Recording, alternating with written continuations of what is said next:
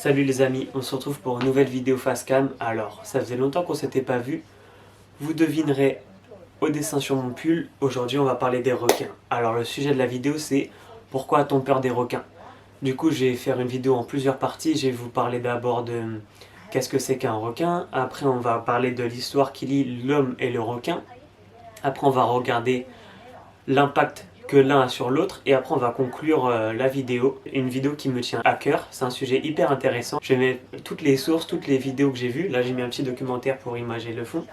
Et voilà, j'espère que ça va vous intéresser et ça va vous rendre sensible de la cause du requin, parce que le but de la vidéo n'est pas de vous faire peur, mais au contraire de vous sensibiliser au requin et un peu de démystifier ce mythe de mangeur d'hommes. Du coup on va se repasser à l'introduction les gars, je voulais juste expliquer un petit peu et on se passe juste après.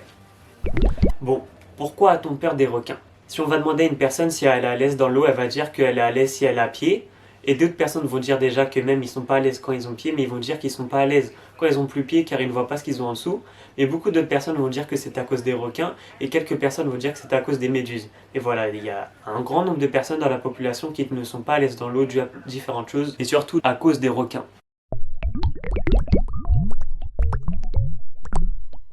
Et d'abord, avant tout, qu'est-ce qu'un requin? Alors tout d'abord, les requins ne sont pas tout à fait des poissons, car eux les poissons sont faits d'os alors que les requins sont faits de cartilage.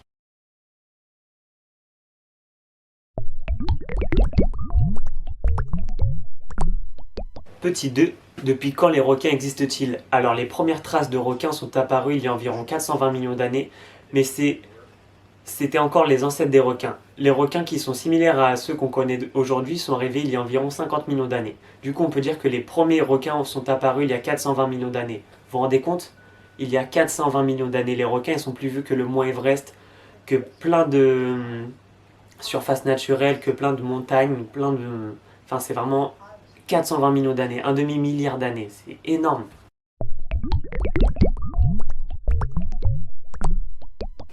Alors maintenant on sait qu'est-ce que c'est qu'un requin environ, on sait que c'est un poisson mais fait de cartilage, on sait de quelle époque date-t-il, mais maintenant un requin où vit-il? Alors les requins vivent dans tous les océans du globe et dans quelques fleuves. Et dans ces fleuves-là on peut retrouver les requins rivières et les requins bulldogs. Oui, mais moi qui suis fan des requins depuis que je suis tout petit, je savais même pas que ça existait les requins rivières.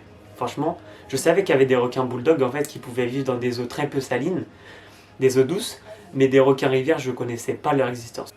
Alors, dans la famille des requins rivières, on peut retrouver le requin du Gange, on peut retrouver le Glyphis cariki qui vit en Papouasie-Nouvelle-Guinée et en Australie, et on peut retrouver le requin lancette et 2-3 autres espèces qui sont malheureusement éteintes. Alors, à part le requin bulldog, sinon on n'a pas trop de renseignements sur ces dernières espèces. On connaît un peu le requin du Gange, mais quand on regarde sur Wikipédia ou ailleurs, c'est vraiment des revues très scientifiques, des revues très nichées, on va dire. C'est vraiment pas des espèces connues, enfin connues si par le monde scientifique, mais par la population, les gens de tous les jours, ils ne connaissent pas forcément ces espèces-là. Quand on s'imagine requin, souvent on s'imagine requin blanc, on s'imagine requin bulldog, des requins assez gros avec des dents acérées, qui sont pas très beaux à voir. On va vite avoir une image effrayante des requins, mais en fait c'est un peu une fausse image. Car dans la réalité, il y a pas moins de 500 espèces de requins. Certes, il y a des espèces très connues comme le requin blanc, le requin bulldog, le requin taureau, le requin marteau, le requin tigre, et ces espèces-là sont les 5 espèces dangereuses pour l'homme. Mais on verra au fil de la vidéo que c'est pas forcément vrai dans tous les cas. Du moins, il n'y a pas que ces espèces-là, vous vous rendez compte, on fait des fixettes sur 5 espèces alors qu'il y a pas moins de 500 espèces de requins. Du coup, je vais vous en présenter quelques-unes, des espèces plutôt rigolotes, des espèces plutôt marrantes, un peu grosses, celles qu'on n'a pas trop l'habitude de voir, vous allez voir. Je vous ai fait une petite liste assez rigolote. Alors, en premier, je vous présente le requin baleine. Alors ce requin, sa particularité, c'est que c'est le plus gros poisson du monde. Il mesure en moyenne entre 14 et 14 mètres, c'est vrai que c'est une fourchette assez grande. Il peut atteindre même jusqu'à 20 mètres de long et il peut peser jusqu'à 34 tonnes. C'est énorme. Je vais vous montrer des vidéos, c'est énorme et c'est franchement... Par contre, c'est un requin inoffensif. Il mange que des planctons et il ne peut pas manger l'homme, pas du tout.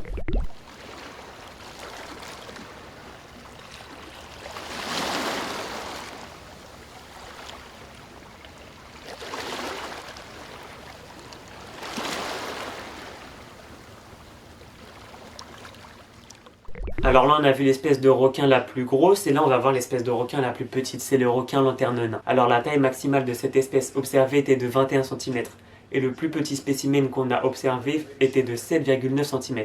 Selon les dires, le plus petit requin pourrait tenir dans la paume d'une main. Vous vous rendez compte, la taille d'une paume d'une main, c'est tout petit. Franchement, ça c'est vraiment tout petit. Et souvent, on pense aux requins, ceux qui font peur, qui sont grands, mais un petit requin comme ça, là, c'est juste une petite carotte, quoi. Alors là, je vais vous parler du requin mako et du requin taupe. Alors lui, il est quand même assez populaire, il est assez répandu, même dans les mers et les océans proches de nous. Alors lui, il est considéré comme le faucon pèlerin des mers, enfin c'est son surnom, car il peut nager jusqu'à 50 km/h et des fois avoir des pics de vitesse de 74 km/h et faire des sauts au-dessus de l'eau de 3 mètres de haut. Vous vous rendez compte, 3 mètres, c'est énorme. C'est franchement énorme. Champion d'athlétisme chez les requins.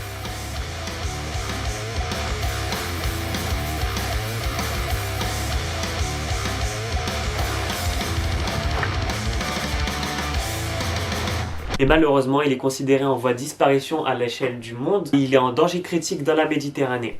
Alors on va aborder le sujet de la pêche et des dangers de la pêche sur le requin plus tard dans la vidéo, mais voilà, je vous introduis un peu ce sujet-là, mais ça va être vraiment un gros aspect de la vidéo, le sujet de la pêche. Alors, il y a aussi le requin cochon. Lui, je le connaissais pas du tout, je l'ai découvert en faisant des recherches. Alors, le requin cochon, on l'appelle comme ça parce qu'il émet des grognements comme le cochon, et en fait, mis à part ça, on n'a vraiment pas beaucoup de renseignements sur cette espèce, car elle est assez rare à observer du fait qu'elle vit à 700 mètres de profondeur. Et malheureusement, elle aussi, elle est victime de la pêche, du coup, c'est une espèce en danger. Alors là, on va parler du requin tapis. Alors non, c'est pas une invention d'IKEA pour faire un coup de pub, un coup de marketing pour vendre des produits, c'est bien un requin. Il s'appelle le requin tapis ou le wobegong. Alors lui, on pourrait croire que c'est une sole ou un autre poisson, mais non, c'est bel et bien un requin. Et il vit dans les profondeurs des mers australiennes. Alors là, je vais vous parler d'un vieux papy, vraiment d'un vieux papy du requin lézard. Alors lui, sa particularité, c'est qu'il a des caractéristiques primitives. C'est-à-dire qu'en fait, son espèce, elle a très peu évolué sur les 80 millions dernières années, vous vous rendez compte?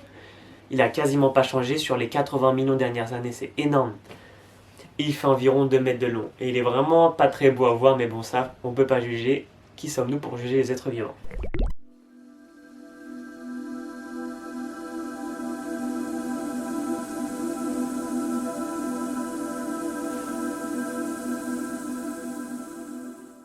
Pour finir, on va être un peu dans le monde fantaisiste car on va parler du requin lutin. Et non, c'est pas un requin qui aide le Père Noël à faire des cadeaux, mais c'est bel et bien juste un petit requin.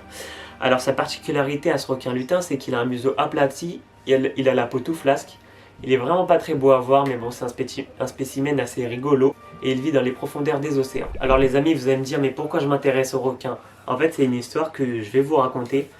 Du coup, vous voyez ce livre, bon, vous voyez qu'il est abîmé. Quand on ouvre les pages, ça fait du bruit, voilà, il est abîmé. Et en fait, je vais vous expliquer l'histoire de ce livre. En fait, j'étais à Auchan avec ma mère, on se baladait tranquillement. Et là, je tombe sur ce livre posé comme ça. Et je demande à ma mère de me l'acheter, elle me l'achète, et là, c'est le coup de foudre. Je tombe amoureux de cet animal, enfin de toutes ces espèces, le requin. Je l'ai lu, je l'ai relu, relu. Vous voyez, il y a même marqué Tony Claveau. Est-ce qu'on peut faire le focus?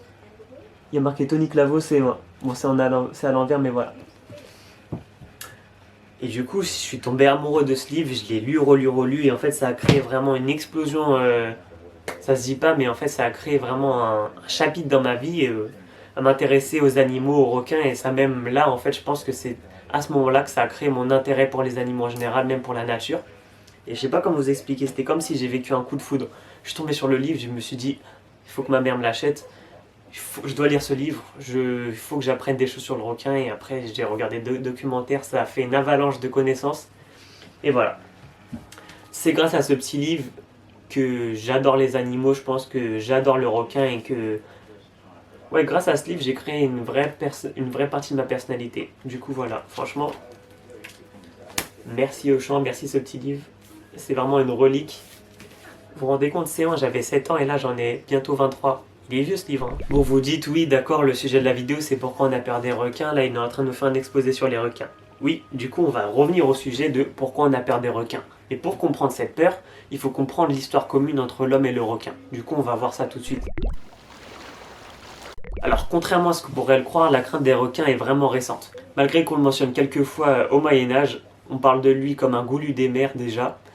Enfin, on parle déjà de ça, mais bon, c'était vraiment très fantaisiste. C'était vraiment dans un seul récit, il n'y a vraiment pas beaucoup de traces vis-à-vis de ça. Mais on a quand même conscience de son existence au Moyen-Âge. Voilà. On s'attarde pas vraiment sur le requin car à cette époque on a vraiment plus peur d'autres animaux comme loup, l'ours et les autres mammifères terrestres. Vous savez qu'à l'époque les loups et les ours, on nous faisait plein d'histoires, plein de légendes vis-à-vis d'eux. Du coup le requin c'est vraiment pas le souci des populations à cette époque car à l'époque on vivait vraiment dans des petites zones restreintes géographiquement. Du coup le requin, à part les pêcheurs, personne n'en voyait quoi. On raconte même que les pêcheurs de la Grèce antique avaient une bonne connaissance du milieu marin et ça leur arrivait de croiser régulièrement des requins, et du coup on peut dire qu'il y avait une coexistence commune des pêcheurs et des requins, et selon les dires, il n'y avait pas vraiment de soucis vis-à-vis de ça et il n'y avait vraiment pas non plus une mauvaise réputation. Donc pendant des siècles, il n'y a pas vraiment eu de mention des requins dans les histoires, dans les légendes, même dans les livres, dans les ouvrages, on n'a pas trop mentionné le requin.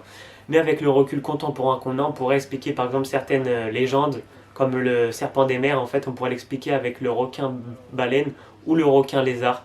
Je vous ai expliqué auparavant, c'est le requin qui fait 2 mètres de long, il a un corps assez fin et longiligne, du coup il serpentille comme un serpent. Du coup peut-être qu'à l'époque il s'était dit un serpent des mers, en fait ils avaient vu peut-être qu'un requin lézard, voilà. Du coup avec notre recul moderne on peut expliquer certaines légendes. Alors au milieu du 19e siècle, en 1851, il y a un peu une peur qui empare tout le monde, c'est la peur des baleines. À cause de quoi? À cause du livre Moby Dick de Herman Melville. Du coup à cette époque, c'est vrai qu'il y a eu un peu un début d'une peur en fait, c'était aussi à l'époque où il y avait pas mal de chasse au cachalot, tout ça.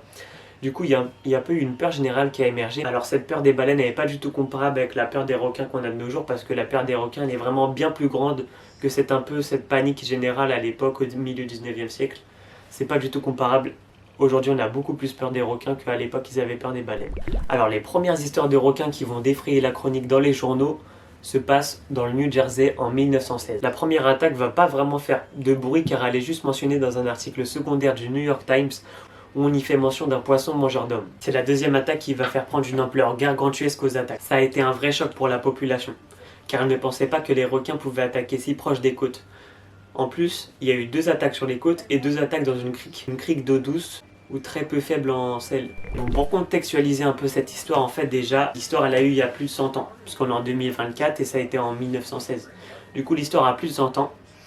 On est dans un contexte où il y a une giga canicule dans le New Jersey, du coup il y a plein de personnes qui décident d'aller au bord de la mer pour se rafraîchir. Et en fait, vous pensez que c'est rien, mais en fait à l'époque il n'y avait pas de congés payés, du coup les personnes n'allaient pas en vacances, sauf les riches. Les personnes avaient moins l'habitude d'aller à la mer, d'aller en vacances, du coup il y a un réel manque de connaissance de la population vis-à-vis du monde marin. Ça veut dire qu'à l'époque il n'y avait que les personnes qui pouvaient partir en vacances, ou les gens qui avaient un métier qui concernait l'océan, qui étaient en contact avec l'eau. Le fait que les gens n'avaient jamais de congé, ça a eu un réel impact en fait sur les attaques. Il faut comprendre le contexte, il y a eu un afflux massif de personnes, alors qu'avant il n'y avait jamais ça. Là il y a eu un afflux massif de personnes, du coup ça a créé beaucoup plus de possibilités d'être attaqué finalement. Donc tous ces facteurs là expliquent un peu les multiples attaques qu'il y a eu dans un laps de temps très court. Aussi on a mis toute la faute sur les requins blancs. Alors c'est vrai que c'était vrai avec le recul et les enquêtes qui ont été menées, en fait les attaques sur la côte ça a été bien mené par un requin blanc, mais les attaques dans la crique ça n'a pas été mené par un requin blanc, parce que comme je vous l'ai dit, il n'y a que le requin bulldog et les requins de rivière qui peuvent aller dans les eaux très peu salines. Mais du coup, avec le recul, ça a été supposément fait par un requin bulldog, on n'est pas sûr, mais la piste la plus sûre ça serait le requin bulldog. Alors la seconde histoire qu'il y a eu, elle se passe en 1945, c'est l'histoire du croiseur d'Indianapolis. Alors en fait c'est quoi cette histoire? C'est un bateau qui a été coulé par une torpille japonaise, et du coup les naufragés de ce bateau ont survécu 4 jours et 4 nuits dans l'eau glacée, et en fait les requins auraient dévoré les corps des personnes qui se sont noyées.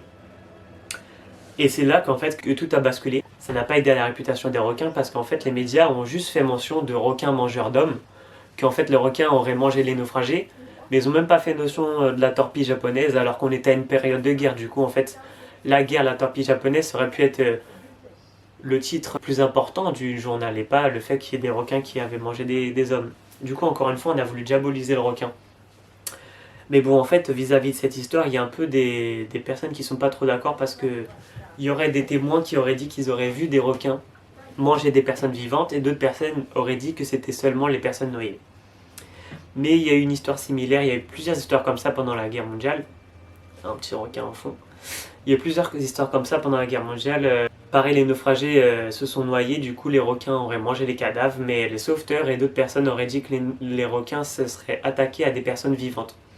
Du coup voilà, je vous donne les infos, mais ça prend avec des pincettes parce que bah déjà la source elle a 80 ans, du coup on ne peut pas trop savoir, les personnes étaient dans un contexte assez tendu, assez compliqué à vivre, du coup peut-être ils ont surinterprété les événements qui se passaient, et ça se trouve les personnes étaient décédées et pas vivantes. Du coup voilà.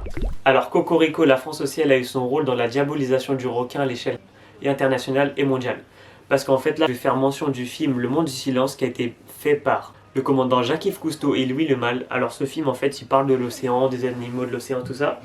Il y a un moment dans le film, il y a un extrait où en fait ils sont sur le pont d'un bateau et avec des bâtons, des outils, ils tabassent les requins, ils les défoncent. Et on voit le fameux commandant Jacques-Yves Cousteau en fait qui fait un discours sur les requins en disant que c'est des animaux horribles, ils dévorent tout ce qu'il y a dans l'océan, il faut les massacrer, voilà. Et du coup j'ai réussi à retrouver une vidéo de Lina. Du coup la vidéo, pour le contextualiser, elle se passe 15 ans après la diffusion de ce film. Ce film est sorti en 1956, du coup on est 15 ans, 13-15 ans, du coup c'est en 69, années 70. Et du coup il dit qu'avec le recul, c'est vrai en fait, la scène où il massacre le requin ça le choque. En fait après la diffusion de ces films sur les chaînes, il y a eu un peu un élan populaire d'indignation vis-à-vis de ce massacre et de ces conditions des requins. Le commandant Jacques-Yves Cousteau il s'est dit être content en fait que les mœurs ont changé vis-à-vis de ces animaux et que maintenant les gens sont sensibles à ça et qu'ils veulent les protéger. Mais bon quand même, on retient le fait qu'il ait quand même dit ça, que ça a quand même eu un impact, malgré qu'il soit excusé plus tard, ça a quand même eu un impact dans l'imaginaire collectif vis-à-vis des requins. Et ça on peut pas l'effacer et c'est indéniable. L'élément déclencheur qui a tout modifié à tout jamais, je dis pas qu'il n'y avait pas de peur avant vis-à-vis des requins, mais cet élément là ça a bouleversé.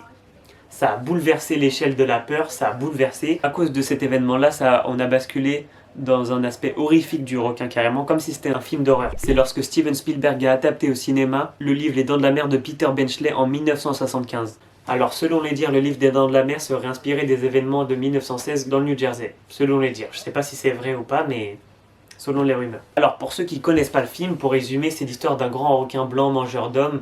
Il attaque des baigneurs dans une station balnéaire sur la côte est des États-Unis. Et en fait, suite à ça, il y a le chef de la police qui décide de monter une équipe pour partir à la chasse de ce requin, avec un ingénieur en biologie marine et un expert en chasse de requins. Et voilà, du coup, on voit des requins dans ce film, voilà. Sauf que bon, ce film, il a 50 ans maintenant, si on le voit, on peut se dire, ah, c'est un peu mal fait, c'est un peu ancien, mais en fait, il faut se mettre dans le contexte de l'époque. À l'époque, tu vois des gros requins, c'est bien fait qu'ils mangent des gens, même si tu sais que c'est un film. Après, quand tu vas en vacances l'été, ça te traumatise et t'as ça dans ta tête. Surtout qu'en fait, ils ont utilisé des robots pour faire ce film. Du coup, je pense que ça a eu un réel impact en fait. Carrément, c'est Steven Spielberg plus tard, il s'est excusé vis-à-vis de ça parce qu'en fait, il sait que ce film, il a eu un impact énorme dans l'imaginaire sociétal en fait par rapport aux requins. Ça a eu un impact et les gens ont commencé, ça a créé des vraies phobies des squales. Il y a une vraie phobie qui s'est créée après cette diffusion de ce film. Mais bon, on peut pas tout remettre sur la faute de Steven Spielberg, car en fait cette peur du requin elle est aussi due à la rareté des apparitions et des attaques. Et en fait tout ça, ça façonne le mythe du requin, on le voit limite comme un animal fantaisiste, mythologique, parce qu'en fait tout le monde sait qu'un lion, si tu le vois, tu vas être en danger, et parce qu'on a vu plein de documentaires, parce qu'on les voit dans les eaux. Et déjà le requin il habite dans la mer, du coup le fait que nous on tombe nez à nez avec un requin, ça relève d'une possibilité vraiment très fine. Pour vous affirmer ma réflexion, je vais prendre quelques exemples de statistiques. Bon, je vais lire sur mon téléphone, hein, désolé, mais pour vous dire à quel point des fois on se rend pas compte de l'image qu'on a du requin. Parce que, par exemple, voilà, dites-vous que les moustiques ça tue 800 000 personnes par an. Les serpents ça tue 100 000 personnes par an. Les chiens ça tue 25 000 personnes par an. Les crocodiles ça tue 2000 personnes. Les scorpions 3000. Les abeilles et frelons ça tue 400 personnes. Les méduses 50 et les requins c'est à peine 10 personnes, même pas 10 personnes par an. Même les cerfs font plus de morts que les requins. Pour se rendre compte, hein, les cerfs dans la nature ça fait plus de morts que les requins. Après en fait je vous dis ça, c'est pas pour commencer à détester les autres animaux ou quoi, mais au contraire pour vous dire que pourquoi diaboliser le requin si y a très peu d'attaques de requins vis-à-vis des humains. Regardez, j'ai pris l'exemple de 25 000 morts à cause des chiens. Attention, je vous dis pas d'aller détester les animaux, d'en avoir peur, au contraire. Mais juste pourquoi vouloir diaboliser le requin? Juste parce qu'il fait un peu plus peur, parce que dans l'imaginaire collectif, il est diabolisé, alors qu'au final, c'est un animal comme les autres. Mais bon, je peux comprendre, vous allez me dire, oui, mais en même temps, un chien, on le croise souvent, et combien de fois les chiens, on les croise, il nous arrive rien, alors qu'un requin, on va jamais le voir. Si on croiserait plus de requins, il y aurait plus d'attaques. Et c'est vrai, c'est vrai. Mais quand même, faut pas diaboliser le requin. Combien de rencontres de requins se passent et il n'y a rien qui se passe, il n'y a pas d'attaque, il n'y a pas de danger, il n'y a pas de victime. Du coup, c'est aussi, il faut parler de ça, qu'il y a plein de rencontres de requins qui ont lieu. Et il n'y a rien qui se passe, il y a des gens qui vont plonger, voir des requins, les caresser, il n'y a rien qui se passe. Du coup aussi c'est vraiment un travail de dur labeur, un travail de fond avec les générations à venir sur le fait que les requins n'ont rien de dangereux. Bon, j'espère que vous suivez encore la vidéo et que vous comprenez un peu le fil de la vidéo. Du coup je vous ai parlé de toutes ces histoires en fait en lien avec le requin pour bien vous expliquer qu'en fait la peur du requin elle a été construite par nous-mêmes en fait. C'est nous au fil du temps, c'est très récent quand même en fait. On parle de petites histoires qu'il y a eu dans des journaux au début du XXe siècle, mais c'est vraiment au début des années 70 que la peur des requins, cette phobie-là a pris une ampleur mondiale. C'est avec l'arrivée du film des Dents de la Mer et après, forcément, il y a tous les films Sharknado, des films trop débiles avec les tornades de requins, mais il y a eu le film The Meg avec Bruce Willis. Ça a créé limite une branche dans le cinéma d'horreur de requins en fait, et voilà, vous verrez sur Netflix, il y a plein de films d'attaques de requins. En fait, je voulais bien vous expliquer toutes ces histoires en fait pour vous expliquer que cette peur elle est un peu irrationnelle, elle a été montée, c'est un peu comme une hystérie globale et personne, on dirait une hallucination globale. En fait, tout le monde a peur des requins, mais personne ne sait pourquoi, parce que personne n'a vu un requin dans sa vie. Mais vu que les requins dans les films ça fait peur et que tout le monde a peur des requins, ouais, nous aussi on va avoir peur. Et c'était pour vous montrer un peu que c'est pas juste une peur comme ça et qu'il y a eu des événements historiques qui ont fait ça, mais aussi c'est pour montrer que s'il y a eu ça, mais aussi il peut y avoir des événements qui peuvent inverser la tendance et créer une réelle sensibilisation des requins. Et je pense qu'il faut vraiment se rapprocher du requin et commencer à le connaître en fait, parce que je pense aussi qu'il y a une vraie méconnaissance du grand public vis-à-vis du requin. On connaît tous les tigres, on pense que c'est des gros matous, enfin il y a plein d'espèces dangereuses qui nous font pas très peur, mais les requins, déjà juste visuellement ils font peur, c'est vrai. Mais je pense qu'il faut vraiment sensibiliser et qu'on va réussir à changer les mœurs changer les mentalités vis-à-vis du requin, je pense vraiment, sincèrement, j'espère. Alors comme je viens de vous le démontrer les amis, les requins et l'homme, ils ont une histoire étroitement liée. Et cette histoire en fait, elle date pas du début du XXe siècle, même du XIXe siècle, mais en fait elle a des milliers d'années. Parce qu'en fait, vous allez voir que contrairement à la vision un peu occidentale qu'on a du requin, nous on a peur, on est effrayé, il y a des phobies, on le tue beaucoup. Dans d'autres endroits du globe, et même pas de nos jours, il y a vraiment très longtemps, il y a des cultures en fait où ils ont vraiment intégré le requin dans leur culture, dans leurs croyances, dans leur quotidien, et c'est devenu des divinités, des confrères, et vous allez voir dans les sujets que je vais vous parler. Voilà. Du coup, pour vous montrer un peu qu'il y a une vision positive du requin ailleurs dans le monde et que c'est pas vraiment que négatif. Alors en 2010, il y a une équipe de fouilles du musée de l'histoire canadien à Port-Joli qui font la découverte d'une dent et d'une mâchoire humaine au même endroit. Et ça se trouve en Nouvelle-Écosse. Alors cette histoire, elle n'a pas laissé indifférent le directeur des fouilles, le professeur Matthew Bess, car en fait cette histoire de dents de requin et de mâchoire humaine, ça lui rappelle un peu des choses qu'il a déjà entendu parler. Mais cette histoire, ça lui rappelle déjà une autre histoire où il y avait eu des dents de grands requins blancs qui avaient été retrouvées dans un vieux cimetière de 4000 ans dans le Nouveau-Brunswick. En faisant des recherches plus approfondies, il découvre qu'il y avait déjà eu des dizaines de dents de requins qui avaient été découvertes dans des lieux sacrés, dans des lieux où il y avait des personnes inhumées. Et ces sites, ils étaient datés d'il y a environ 4000 ans jusqu'à 500 ans. Et 500 ans, ça correspond à l'époque où les ancêtres des Micmacs ont rencontré les Européens. Du coup, un peu pour contextualiser, les Micmacs, un peuple autochtone de la côte nord-est des États-Unis, enfin de l'Amérique du Nord, parce que les États-Unis n'existaient pas, et ce peuple était là avant les États-Unis. Enfin bref, je ne vais pas vous faire une histoire sur les autochtones, vous savez que ils étaient là bien avant les États-Unis malgré qu'ils effaçaient leur culture. Voilà. Du coup, c'est un peuple qui vit au nord-est de l'Amérique. Alors là, ce professeur Matthew, il se demande, il se dit, mais s'il y a des dents de requin en fait sur des sites sacrés, dans des tombes, dans des lieux hyper importants pour la culture Micmac, il se dit, c'est-à-dire que le requin, il doit avoir une importance, il doit avoir de l'importance et avoir une grande place dans la culture et dans les croyances Micmac. Et du coup, il va faire des recherches et il va s'enseigner. En fait, il veut se renseigner et comprendre pourquoi le requin il a une importance aussi élevée dans les croyances et dans la culture Micmac. Et du coup, ça va nous amener à savoir que en fait, l'histoire commune entre le requin et l'homme, elle remonte jusqu'à 4000 ans, à l'époque où l'homme il a décidé de pêcher l'espadon. Et en fait, en allant pêcher l'espadon, il a découvert le requin. Et du coup, ils ont fait la connaissance, enfin, ils ne sont pas dit bonjour monsieur, vous allez bien, mais ils ont découvert que cet animal, le requin, existait. Le temps passé et les régimes alimentaires aussi, du coup l'homme il est passé de pêcher l'espadon à pêcher la morue et à chasser l'otarie. En fait, il faut savoir que ces deux espèces-là, ce sont des proies habituelles du requin. Du coup, l'homme et le requin ont les mêmes ressources alimentaires. Du coup, les ancêtres des Micmacs, ils se sont rendus compte que les requins chassaient beaucoup mieux qu'eux. Ils pensaient qu'en portant la dent de requin, ils allaient acquérir les mêmes capacités de chasseurs que les requins et les mêmes qualités de prédateurs. C'est pour ça qu'on estime, on pense que c'était pour ça qu'ils avaient les collets de dents de requin. Donc il faut savoir que dans les croyances autochtones locales, ils placent les animaux comme des humains, ils sont considérés à la même valeur. Du coup, les requins étaient considérés comme des hommes à proprement parler car ils interagissaient de la même manière que les humains vis-à-vis de l'océan. Tous ces événements-là, ça a créé un lien spirituel étroit entre l'homme et le requin, dont la croix de requin est la symbolique. Alors les ancêtres des Micmacs considéraient les requins comme leurs frères, et la dent de requin symbolisait la vie maritime qu'ils avaient en commun, ce fameux mode de vie de chasseurs de mer. Pour la petite anecdote, je sais plus très bien c'était quel peuple en Amérique du Nord, mais en fait ils utilisaient les dents de requin pour faire les pointes de leurs flèches, et ils avaient des totems à l'effigie des requins. C'est marrant en fait de voir toutes les croyances qu'il y avait autour d'eux, vraiment c'était un élément, un pilier en fait de leur quotidien, c'était vraiment quelque chose qui était intégré dans leur vie commune de tous les jours, quoi. Alors on va partir pour les îles du Pacifique. Alors dans les îles du Pacifique, les requins ils sont considérés comme des sauveurs, comme des dieux, ils sauvaient les marins égarés, etc. Mais pour être sauvé du requin, fallait le considérer. Si on ne le respectait pas, il ne venait pas nous sauver. Alors là, je vais vous lire un peu les symboliques associées aux différents peuples du Pacifique. Du coup, dans la symbolique tahitienne, le requin est associé à la sagesse. Dans la symbolique hawaïenne, le requin est associé à la protection. Alors que chez les Maoris, le requin est associé à un guide bienfaiteur du marin égaré. Dans la symbolique japonaise, le requin est associé à la terreur. Chez les Polynésiens, le requin représente la fécondité et l'incarnation ultime de l'âme.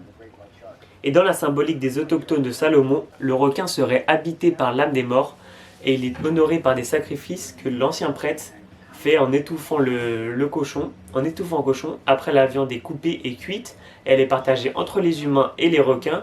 Et pour finir, ils vont dans la mer caresser les requins. Alors pour ces peuples-là, en fait, il n'y a pas de différence entre les espèces de requins. Eux, ils appellent toutes les espèces différentes juste le requin. C'est la seule appellation qu'ils utilisent. Chez les Polynésiens, le dieu requin est représenté sous le nom de Kahuhu et vivrait dans une caverne. Et au Vietnam, on retrouve des petits hôtels en l'honneur de Sahong, le seigneur des poissons. Bon, j'espère que c'était pas trop long les explications et que c'était assez clair, mais c'était vraiment pour vous montrer qu'en fait, dans d'autres endroits de la Terre, dans d'autres endroits du globe, il y a des peuples qui ont des croyances vraiment positives vis-à-vis des requins et ils les ont vraiment intégrés dans leur culture et dans leurs croyances. Et c'était vraiment leur dieu mais c'était vraiment plus dans les religions polythéistes. Et voilà, du coup, on a un peu les points de vue occidentaux où on a une frayeur du requin, mais on a vu que dans d'autres endroits du monde aussi, ils étaient bien vus. Du coup, voilà, ça permet de rééquilibrer un peu la balance naturelle. Là, du coup, on sait ce que c'est un requin. On sait comment il vit, où il vit, depuis quand existe-t-il. Maintenant, on connaît l'historique entre l'homme et l'humain. On sait d'où vient la peur des requins. On sait aussi qu'il y a des croyances qui mettent en avant et qui mettent sur un piédestal les requins. Maintenant, on va voir le réel impact que l'un a sur l'autre. Et là, on va voir en premier l'impact du requin sur l'homme. Voilà, vous voyez, il y a les dents de la mer au fond, mais c'était bien pour vous montrer que c'était pour diaboliser le requin. Alors, juste un chiffre, vous avez une chance sur 4 millions de vous faire attaquer par un requin, alors que si vous êtes une femme, vous avez une chance sur 6 de vous faire agresser sexuellement par un homme. Bon, c'est un peu une stat qui fait peur, mais c'est pour vous montrer un peu la débilité de la peur des requins. Alors qu'il y a des choses qui sont bien plus dangereuses et bien plus courantes. Je remercie en fait un podcast, je vous le mettrai en lien ou à l'image. Il est hyper intéressant. Cette statistique, je l'ai pris de ce podcast-là. Franchement, allez le voir, je vais vous mettre un tas de liens pour aller vous renseigner et vous sensibiliser à la cause du requin. Malheureusement, quand il y a des rencontres entre l'homme et le requin, des fois, ça se finit mal, par des blessures ou voire la mort. Déjà, parmi les 500 espèces de requins, il y a 30 espèces qui sont considérées comme dangereuses pour l'homme. Bon, c'est un peu des chiffres moyens parce qu'en fait, on a des statistiques pas vraiment claires vis-à-vis de certaines espèces, du coup, c'est à prendre avec des pincettes, mais on va dire qu'il a été établi que 30 espèces sont dangereuses sur l'homme. Sur 500, c'est moyen, mais bon. Quand même, c'est pas non plus la totalité, du coup ça va. Vous avez des chances de croiser des requins qui vous arrivent rien, même la plupart du temps. Alors déjà pour savoir, la plupart des attaques de requins qui ont lieu se font envers les embarcations et même pas envers les humains. Du coup envers les bateaux, tous les moyens de transport sur la mer. Pour donner des petits pourcentages sur les attaques de requins, quand un requin attaque un humain, dans 49% des cas c'est sur un surfeur, dans 42% des cas c'est sur un nageur, et seulement dans 9% des cas, c'est sur un plongeur. Cette stat, elle montre bien qu'en fait, les requins, ils attaquent quand ils sont pas sûrs de la situation. Ils attaquent quand l'humain est à la surface et qu'il nage et du coup qui peut le confondre avec autre chose, avec une proie ou juste ça attire sa curiosité. Malheureusement lui il n'a pas de bras, du coup il va venir mordre et forcément c'est un impact critique sur la santé des nageurs. Mais c'est par curiosité ou par mégarde il se trompe. Alors que quand on voit que 9% sur les nageurs, il a vraiment conscience de l'intégrité du nageur, il voit qui il est, du coup c'est très rare qu'il attaque. Il faut savoir que du coup c'est très très rare les attaques qui ont lieu là où des nageurs entrent et sortent, ça veut dire la plage. Les attaques ont souvent lieu loin des côtes, là où les surfeurs surfent, etc. Et maintenant je vais vous dire qu'est-ce qui est considéré comme une attaque et qu'est-ce qui n'est pas considéré comme une attaque. Alors ce qui va être considéré comme une attaque, ça va être les attaques sur les planches de surf, les planches de paddle, sur les palmes et les attaques directement sur l'humain. Alors les choses qui ne sont pas considérées comme une attaque sont les attaques d'embarcation, les attaques qui n'ont pas de dégâts physiques, de dégâts corporels. Ça va être les charges de requins sur les plongeurs. En fait, juste ils vont le charger mais ils s'en sortent indemnes, il n'y a aucune blessure. Les dégradations matérielles et les prédations posthumes. C'est-à-dire que par exemple une personne meurt noyée souvent dans la mer. Enfin oui, ça va être la plupart des cas, elle va être morte par noyade. Et du coup les requins vont venir manger le cadavre. Mais du coup c'est pas considéré comme une attaque parce que c'est pas le requin qui a causé la mort et lui il est juste venu après que la personne soit décédée juste du coup manger son corps. Et là on va voir les facteurs des attaques. Quels sont les éléments déclencheurs? Alors aussi je voulais juste préciser qu'on a l'impression qu'il y a plus en plus d'attaques, mais c'est juste que si l'humain fait de plus en plus d'activités nautiques sur les lieux de vie des requins. Du coup forcément ça favorise les rencontres et il y a une augmentation de la rencontre, mais c'est pas forcément que les requins soient devenus plus dangereux ou plus hargneux envers l'homme. On va voir les différents facteurs. Du coup déjà il y a les rencontres sur les récifs externes. En fait c'est là où les vagues vont se créer. Du coup la plupart des surfeurs vont là-bas parce que pour prendre la vague et surfer. Des lieux favoris pour les requins car ils chassent beaucoup là-bas, dans les lieux récifs externes. Alors il y a les zones de port, les zones d'estuaire parce qu'en fait les requins ils aiment bien les eaux troubles et là-bas c'est des eaux troubles parce qu'il y a beaucoup d'activités. Mais il y a aussi les zones proches des zones agroalimentaires parce qu'ils rejettent leurs déchets dans la mer. Du coup ça va attirer les requins, les déchets alimentaires. Et ça va même les sédentariser des fois. Comme les déchets jetés aussi depuis les bateaux. Si les requins ont l'habitude qu'on jette, je sais pas, on est sur un bateau, on a pêché un poisson, on le mange et on jette la carcasse, les requins vont prendre l'habitude de se concentrer dans cette zone géographique et ils vont rester là. Il y a aussi l'heure où vous allez vous baigner. N'allez pas vous baigner au lever du soleil et au coucher du soleil parce que la plupart des requins vont chasser à cette heure-là et aussi entre 14h et 18h. Mais voilà, ça dépend des espèces. Mais en tout cas, même si le coucher de soleil est joli, restez sur la plage, n'allez pas vous baigner. Alors aussi, voilà un truc qu'on ne connaît pas, c'est les objets qui scintillent. Du coup, tout ce qui va être collier, gourmettes, bijoux argentés, ne les portez pas et portez pas de couleur vive. Parce qu'en fait, les requins ils peuvent confondre avec les poissons argentés et les calamars. Parce qu'ils ont des reflets dans l'eau. Les masques de plongeurs, en fait, dans l'eau, ça peut refléter le soleil. Ça rejoint les attaques des surfeurs. En fait, les requins ils vont être attirés par l'agitation.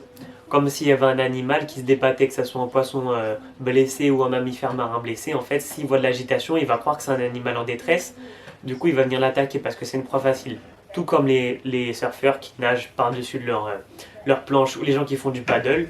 Ils vous confondent avec les proies qui sont habituelles. Et en plus, ce qui est dangereux avec ça, c'est que du coup, ils vont confondre avec des otaries.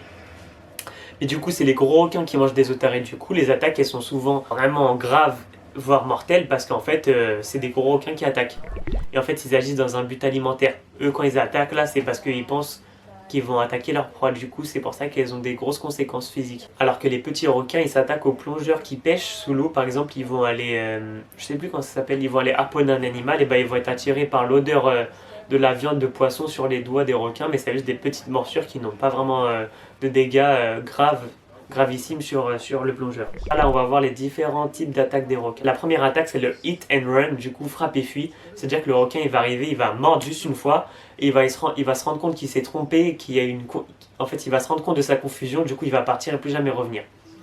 Comme je vous ai dit, il peut pas toucher, il peut pas attraper, du coup il va arriver, il va croire que c'est une proie, il va attraper et du coup avec ses capteurs réceptifs il va se rendre compte que c'est pas ça, du coup il va repartir directement, il va se dire oh je me suis trompé, j'ai fait une bêtise, je suis parti. Deuxième attaque c'est le bump and bite, c'est-à-dire heurte et mort. Du coup là dans ce contexte là, le requin il va tourner autour de la victime, lui foncer dessus et la mordre. Et en fait il peut foncer et revenir mordre plusieurs fois, mais c'est assez rare. Et là c'est la sneak attack où l'attaque est claire. Du coup là en fait ça va être le requin il va attaquer sans prévenir. Et en fait il va revenir plusieurs fois attaquer là et ça va être vraiment très violent. Mais en fait c'est des cas vraiment rares. Et ces attaques là elles peuvent être expliquées par un comportement alimentaire agressif Et ça peut être dû au fait qu'ils manquent, leur alimentation est rare. Par exemple, il y a moins de poissons, c'est dans des zones où en fait où ils sont habitués d'être nourris. En fait, du coup, ils vont être dans des frénésies un peu des frénésies alimentaires où ils vont mordre et s'acharner, mais c'est vraiment très rare. Et c'est dû aussi à l'activité de l'homme, du coup, qui réduit les stocks de nourriture.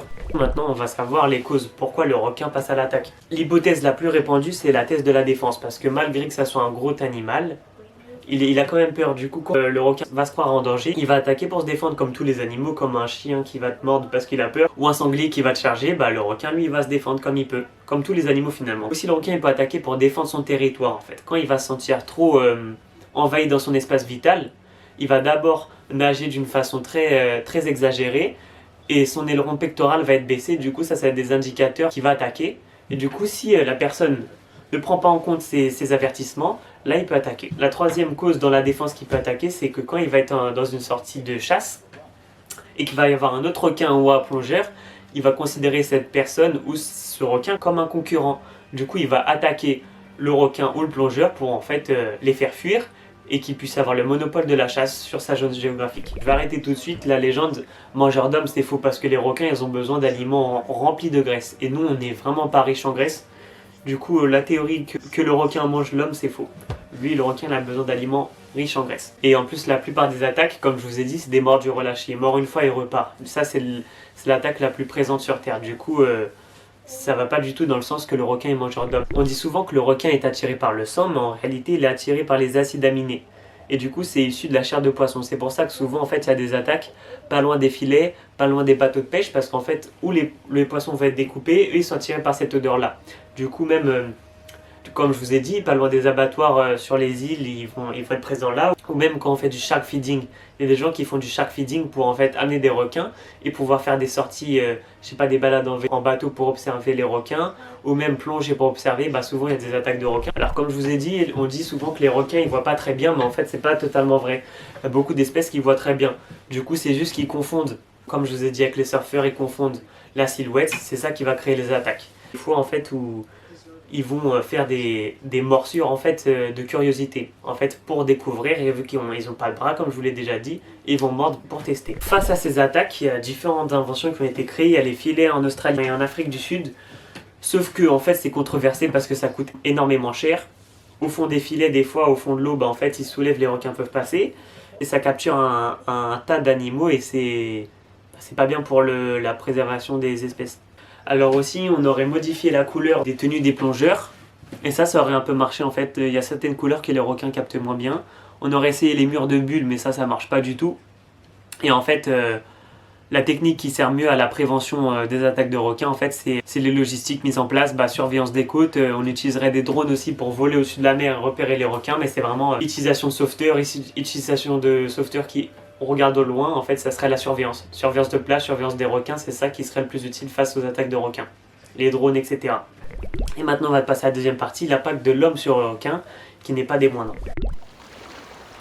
Pour vous mettre dans le bain, dites-vous qu'en 50 ans, la population de requins elle a baissé de 70%. Et comme je vous ai dit au tout début de la vidéo, les requins ils sont apparus il y a environ 420 millions d'années. Et du coup, ils ont survécu à 5 extinctions de masse. Même les dinosaures n'ont pas survécu autant, les requins sont plus vieux que les dinosaures d'ailleurs. Vous vous rendez compte, 5 extinctions de masse. Mais sauf que l'humain, voilà, en à peine 100 ans, il pourrait bien faire disparaître le requin en fait. Un tiers des espèces de requins sont menacées d'extinction. Ça fait 42% je crois. Enfin, j'ai vu que le chiffre avait changé, c'était 42%, mais on va rester sur le chiffre de 1 tiers. Cette réduction drastique des espèces est due à plusieurs facteurs. Alors ça va être dû déjà à la surpêche. Il faut savoir que la pêche a triplé en 70 ans. Déjà en fait on surpêche les requins. Dites-vous que dans le monde chaque année il y a environ 80 à 100 millions de requins qui sont tués juste pour leur aileron. C'est-à-dire qu'on va les couper. Et très souvent d'ailleurs, on pêche le requin, on coupe son aileron, on le rejette dans l'eau. Déjà on le coupe vivant, c'est-à-dire qu'il subit genre comme nous opérait vivant et sans anesthésion. Du coup, on coupe son aileron et le rejette dans l'eau. Et il faut savoir que les requins, pour respirer, ils ne savent pas aspirer l'eau comme les poissons. Eux, ils ont besoin d'avancer, c'est-à-dire qu'en fait, ils coulent au fond de l'eau parce qu'ils ne peuvent plus avancer. Ils coulent, c'est-à-dire ils suffoquent, ils se vident de leur sang et ils meurent de leurs blessures au fond de l'océan. 100 millions de requins morts pour leur aileron, et leurs ailerons, elles ont des vertus thérapeutiques dans l'imaginaire asiatique. C'est souvent dans les pays d'Asie, par exemple pour la fécondité, pour que les hommes ils arrivent à avoir une érection. Et ça aiderait à avoir des enfants. Et aussi ils utilisent les ailerons de requin dans les soupes. Et voilà, aussi il y a plein de requins qui sont morts par exemple à cause des filets de pêche. Vous savez, les filets de pêche c'est pour destiner à une sorte de poisson, sauf que tout le monde se prend dedans. Du coup, normalement les pêcheurs ils sont censés, quand les animaux arrivent sur le tapis, ils sont censés les remettre à la mer, sauf qu'ils les laissent mourir. Et il y a des filets de pêche, une fois j'ai vu en Bretagne, il y avait un filet qui avait coincé 150 requins alors que c'était même pas destiné à pêcher le requin, enfin c'est vraiment énorme. Et il y a la pollution aussi, parce que malheureusement, eux aussi sont victimes de la pollution. Et il y a la cause aussi de la dégradation de leur lieu d'environnement. Par exemple, les récifs coralliens, ils sont pollués, ils sont abîmés, du coup ça aide pas aux requins à prospérer en fait. Ils ont du mal à prospérer à cause de la population et de la dégradation de leur territoire. Alors par an, il y aurait environ 800 000 tonnes de requins pêchés par an, vous vous rendez compte? Ce qui va pas, c'est qu'il y a des espèces d'animaux, ils sont beaucoup chassés, pêchés, mais en fait ils se reproduisent en nombre. Alors qu'un requin, en fait, il peut être mûr très tard, et il va avoir très peu de portée dans sa vie déjà.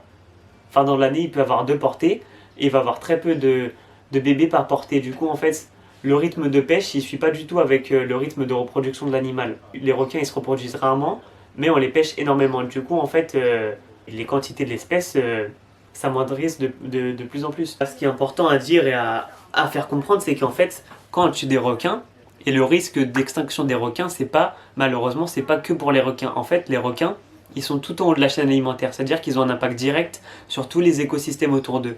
Et en fait, on frôle l'extinction de masse qui peut provoquer l'extinction de 1 million d'espèces. C'est pas 1 million de spécimens, 1 million d'espèces. Parce que indirectement, les requins sont liés à plein d'espèces dans l'océan, vu que ils sont en haut de l'échelle alimentaire, en haut de la chaîne alimentaire, pardon. Et du coup, en fait, il y a des études qui ont été faites, et par exemple, en Afrique du Sud, il y a moins de requins. Du coup, en fait, on a remarqué que les otaries, elles généraient moins les hormones du stress. Et qu'en fait, vu qu'il y avait moins de requins, elles étaient moins stressées, et du coup, elles ressentaient moins le besoin de se reproduire. On ne sait pas encore, mais on peut présupposer qu'à l'avenir, les effectifs des otaries du Cap, elles vont être moindres. Enfin, vous avez compris. Moins de requins, du coup, elles sont moins stressées, du coup, elles ressentent moins le besoin de faire des petits. Du coup, plus ça va aller, moins il y aura des espèces, et plus l'espèce sera faible en nombre, et du coup, peut-être plus de chances de disparaître aussi. Les requins, ils mangent beaucoup de poissons herbivores, et du coup, s'il y a moins de requins, du coup, les poissons herbivores vont pouvoir se reproduire en nombre. Sauf qu'en fait, au fond de l'océan, il y a des réserves d'herbes marines, et du coup, c'est comme les arbres sur la Terre, ça aide à l'oxygène, à oxygéner les océans. Il y a moins en moins de réserves d'herbes marines parce qu'il y a plus en plus de poissons herbivores. J'ai même vu qu'en fait, les requins, le fait qu'il y avait moins de requins, ça fait un impact sur les récifs et les coraux. Et je ne sais plus pourquoi, je ne retrouve plus l'information, mais il y avait une plus grande apparition d'algues marines. Et ces algues marines, en fait, elles détruisaient les coraux, du coup, les lieux d'habitation des requins. Et voilà, en fait, je pense que vous avez compris avec les exemples. Les requins, en fait, ils ont une incidence sur un tas d'espèces marines. Et en fait, avec la surpêche, la pollution, tout ça, en fait, on risque de faire une extinction du requin. Et comme je vous ai dit, on risque de créer une 6e extinction de masse. Bon, alors les amis, on arrive à la fin de la vidéo. J'espère qu'elle vous a plu. Alors moi, personnellement, je vais vous dire pourquoi j'ai décidé de faire cette vidéo. Comme je vous l'ai dit au début, je suis fan des requins, mais je suis fan des animaux. Et moi, en plus, bientôt, comme je vous ai dit, je vais m'apprêter à rentrer dans un diplôme de protection de la nature, etc.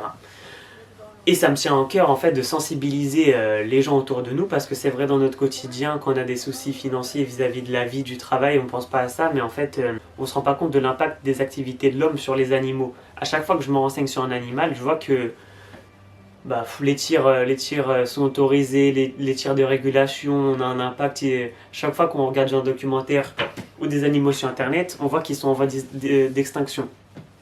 Du coup, pour moi, c'était vraiment, même d'un point de vue, mon titre c'est pourquoi on a peur des requins, mais en fait, derrière cette vidéo-là, c'est pas juste un titre putaclic ou pour faire des vues. Bien sûr, je sais que ça va être vu, mais c'est un réel rôle pour, en fait, ce titre-là, en fait, il va être vu par plein de personnes, et du coup, pour moi, je vais m'en servir pour transmettre le message. Le message est de sensibiliser à la cause du requin et de la protection environnementale au global, et en fait, un peu changer la vision qu'on a du requin et avoir une vision plus optimiste.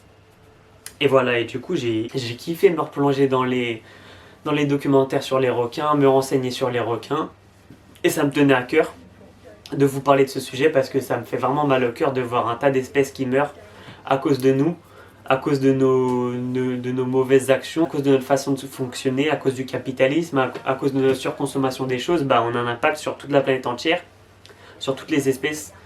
En fait, on est... Ça me fait mal au cœur, du coup j'ai décidé de faire ces vidéos pour vous sensibiliser à ça. Et du coup voilà les amis. Du coup j'espère que la vidéo vous a plu. Je vais mettre en description toutes les vidéos, tous les sites que j'ai utilisés. Je vais mettre tous les liens des sites, des vidéos, des vidéos et des documentaires. Voilà. Du coup j'espère que vous avez aimé la vidéo. Comme d'habitude, likez, commentez, partagez. Vraiment ça me tient à cœur. Essayez de partager autour de vous, essayez même de vous renseigner, d'essayer de vous inscrire à une association à côté de chez vous, essayez d'aider un maximum de personnes ou même d'animaux autour de vous, voilà. Du coup, j'espère que vous avez aimé la vidéo, passez une bonne journée et à plus tard.